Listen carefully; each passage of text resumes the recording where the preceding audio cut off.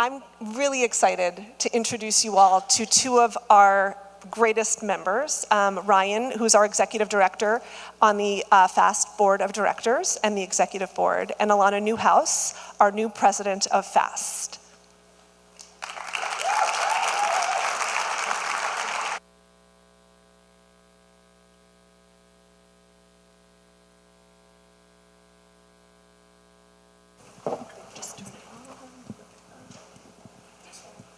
Is this on? Yeah. Hey.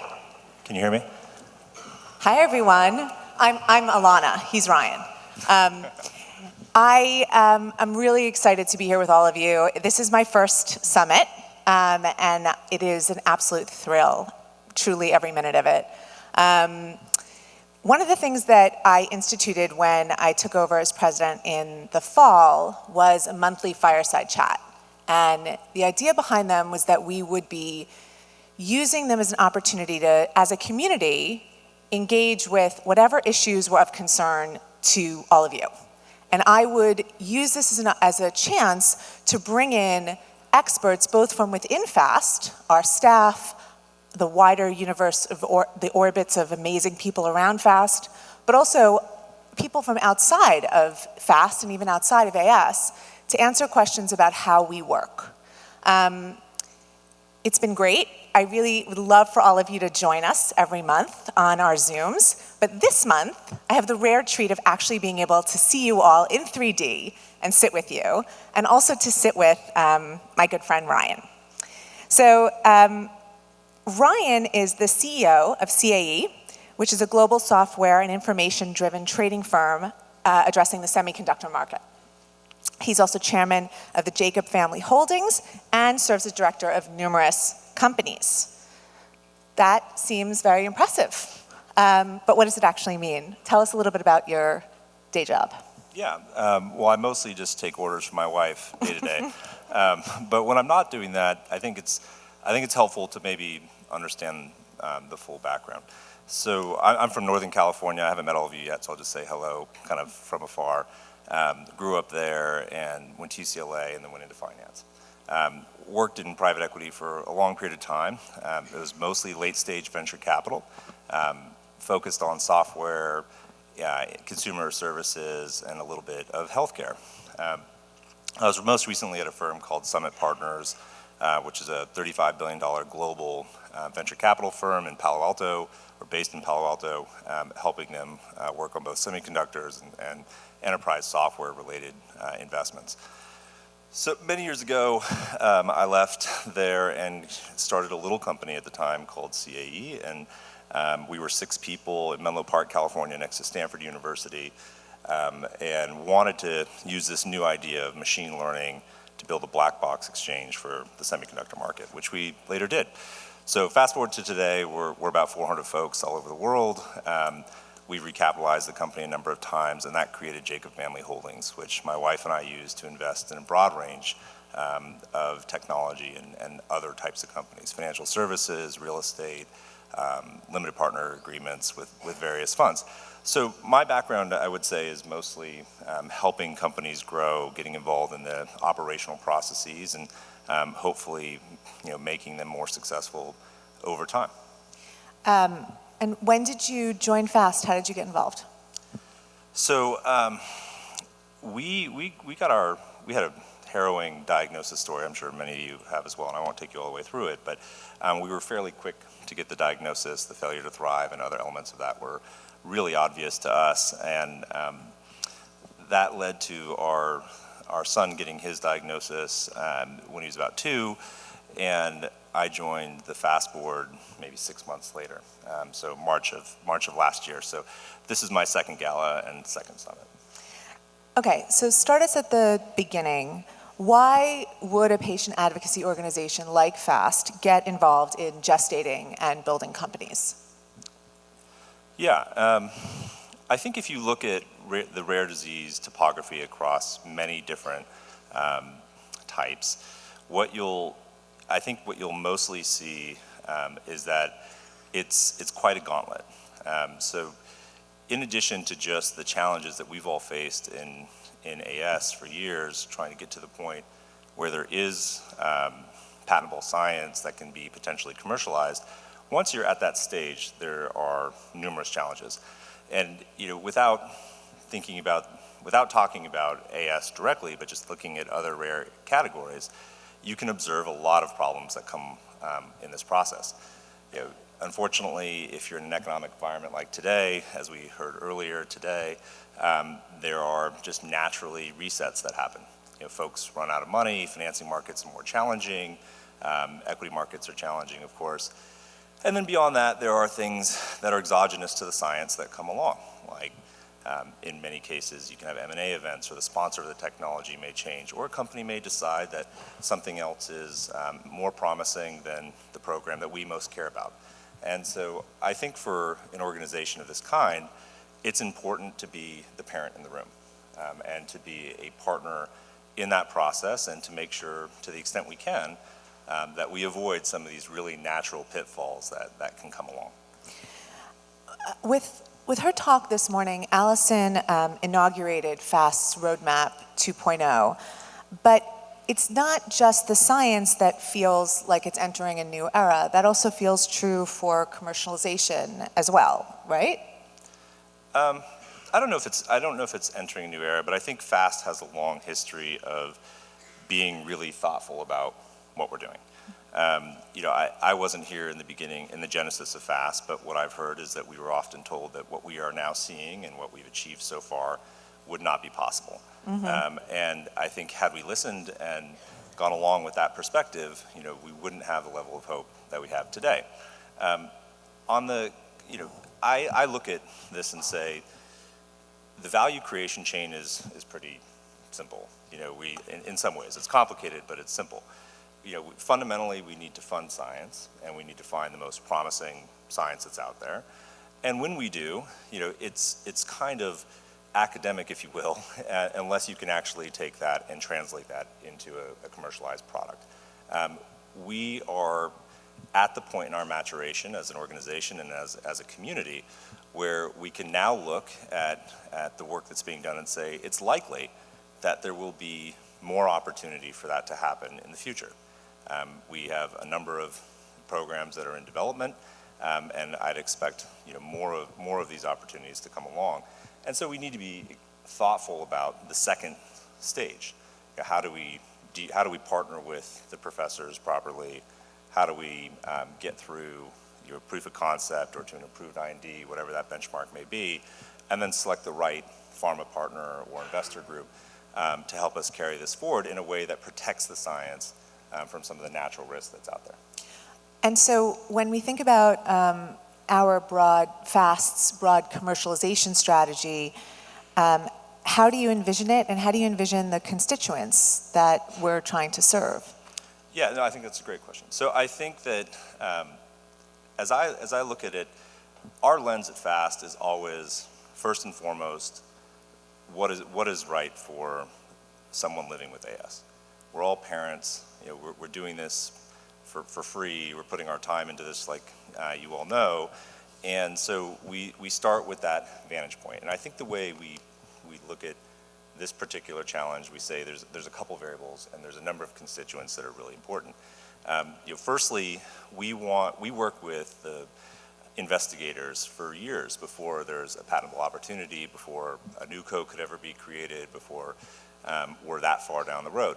Those are our partners and the people that came into this space that invested their time and their energy and created something novel and important. And we want to make sure that they are exceedingly well represented and that they're protected downstream. What can happen often as these companies are built is that they raise money again and again and again, or they go through acquisitions or whatever it may be, and the professors at the beginning end up with very little of the company at the end. And I think if they're going to invest so much in our community at this stage, we would like to see that they're well protected as we move through the process. Obviously, we care a lot about our pharma partners. We feel so fortunate to have had great participation from pharma in this space and growing, and we are very excited to make sure we continue to find the right folks with the right expertise and the right portfolio that can help us in the future take other projects forward, as they come along. And then ultimately, the major constituency, if you will, is our children and the people that are living with AS. It breaks my heart, and I think it breaks many of our hearts, to be in a situation where viable science doesn't progress for reasons that have nothing to do with the science. And we want to make sure that that doesn't happen as much as possible. We say we want to be the parent in the room, but that translates into covenants and controls and timeline requirements and things that we would like to see where we can, when the situation allows it, so that we can ensure that none of us are waking up one day and saying this really promising opportunity for our children that we all funded as donors and that we heard about at these conferences is not progressing for a reason that has little or nothing to do with the science itself. So can we just dig into each one of them a little bit more? Because we have all three of those constituents in the room. So to start with, for the investigators or the researchers, if you're an investigator, as there are many of you in the room, you might wonder why FAST should have any control at all or any involvement. So can you just talk a little bit about the role that FAST plays and the potential obstacles and challenges that FAST can maneuver around? Well, I think just to clarify a little bit, I don't think that FAST wants control. Mm-hmm. I think that what FAST wants to do is see certain elements be present. Mm-hmm. And we think certain elements would well represent the folks that we're talking about. So from the investigator's perspective, we want to make sure that they get to play the role they'd like to play. We want to make sure that they are rewarded if the company is successful, and we want to make sure that some of the things, some of the dilution or other elements of these transactions are avoided if they can be. And so from their vantage point, we like to think that we're partnered with them from day one, and we remain their partner as we move forward. For pharma, they are partners in the process too, and we are all blessed to have them involved in this process. And I think we really just want to make sure that there are reasonable timelines and milestones, and there's a way to progress. But we also recognize that the great pharmaceutical companies that are involved in this are bringing a level of skill and capital and expertise that we do not have, and that we all need in this environment if we're going to be successful in the end. But just to push back a little, so there can be a question from an outsider, aren't you competing with pharma? And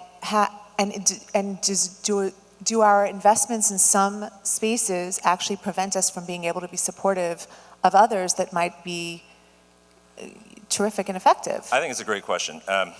So I don't think that we're competing with pharma at all, and I think it's important that we always step back and look at it from the vantage point of pharma and whether or not we're creating something that is investable and interesting to pharma.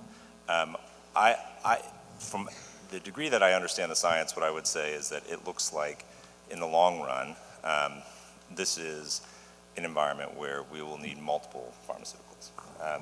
When you look at all the genotypes and phenotypes and ages and uptake and neuronal activation, to the extent that we can see it now and it's early, it's unlikely to be the case that there's one cure. When we talk about a cure, we're really talking about a tapestry of multiple pharmaceuticals that may lead to a cure. And there's good examples of that in other rare disease spaces. And so we think we need lots of pharma engagement, and we think by helping to find the great opportunities for commercialization and then partnering with the right pharmaceutical companies, that's in no way counter to their interests or competitive with them. Obviously, FAST itself is always entirely neutral, and not taking a vantage point on one company or another or one piece of science versus another. And then let's talk a little bit about this from the perspective of community members. So FAST has a responsibility to maintain open communication, especially about big strategic moves that it makes with our community. Yeah. How do you balance the creation of companies, which is a complex process that actually takes place in overlapping complicated worlds, with our need to give the community a window into how we are engaging in this space?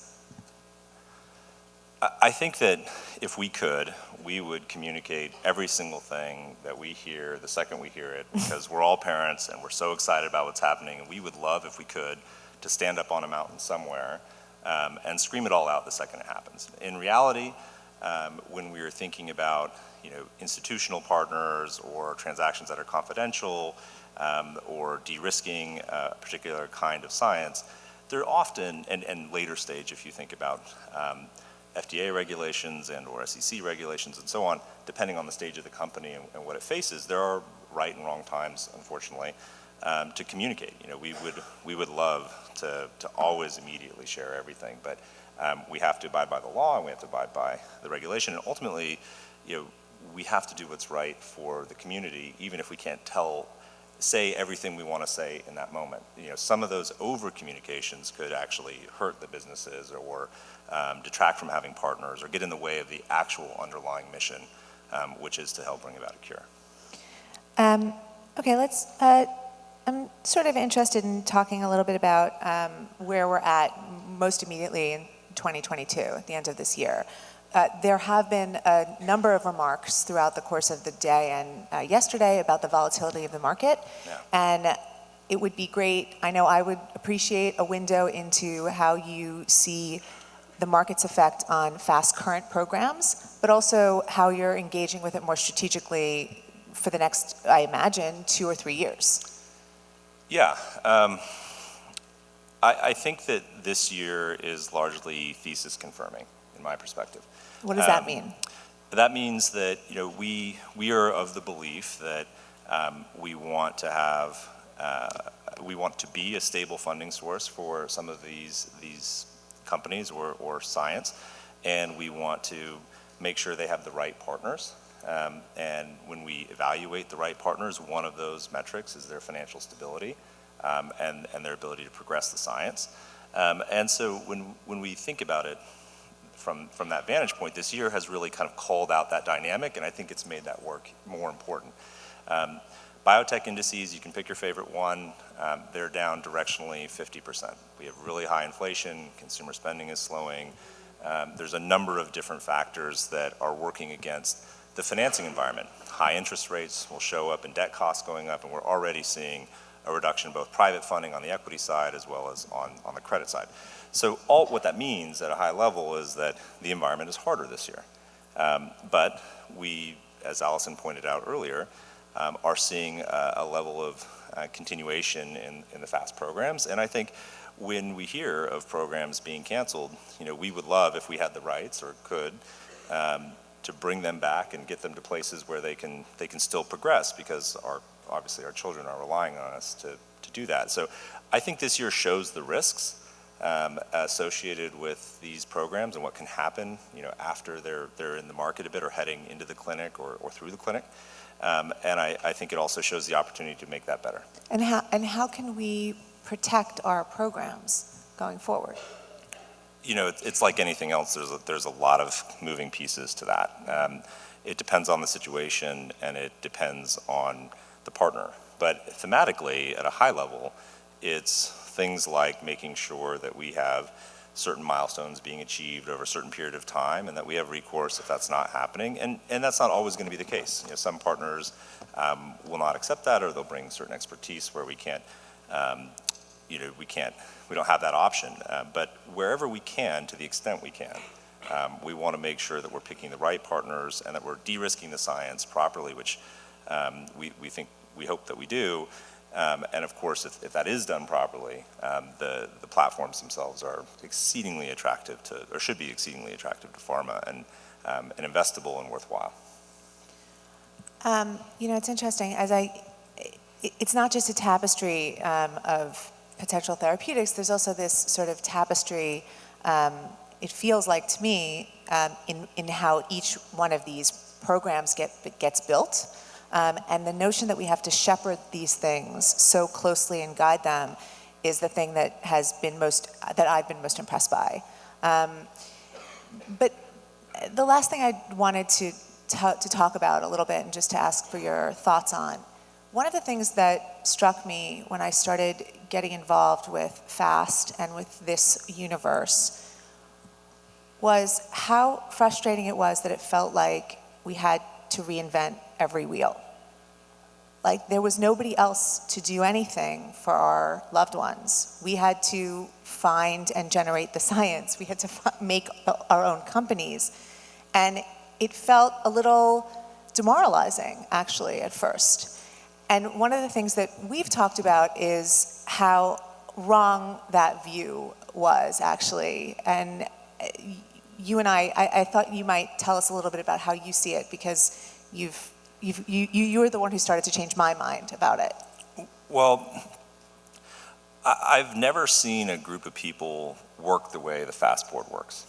I'm not sure that Allison sleeps ever. I get emails from her in the middle of the night and then again in the morning before I wake up. And the basic answer I would say is, speed and commitment. In these early projects, pre-clinic, how you lay out the Gantt chart and how you execute the operating plan and the speed with which you do that and how you marshal the right resources matters a lot. And I think there's great examples in our space and in others of parents doing that well. And then, this brings that back to the whole idea that this really, really matters to us. It's not an academic exercise. We all live with this every single day. We see our children going through this. We see them have seizures, and we take them to the hospital, and we deal with the challenges that are real. And we don't need a study to tell us that this needs to be cured. We all live it. And so you bring that passion into the room, and when you're trying to put these things together, and it's just a different cocktail, and it has a different result based on that. When I once expressed that frustration to Ryan, he looked at me and he said, "Would you ask someone else to love your kid?" And he was just like, nobody else can do this better than we can. So we have to fight for our loved ones. And it's been really inspiring for me to watch everyone at FAST do that day in and day out. I'm so grateful to you for all of the work that you've done for us at FAST, for the entire AS community. Thank you so, so much. You're welcome.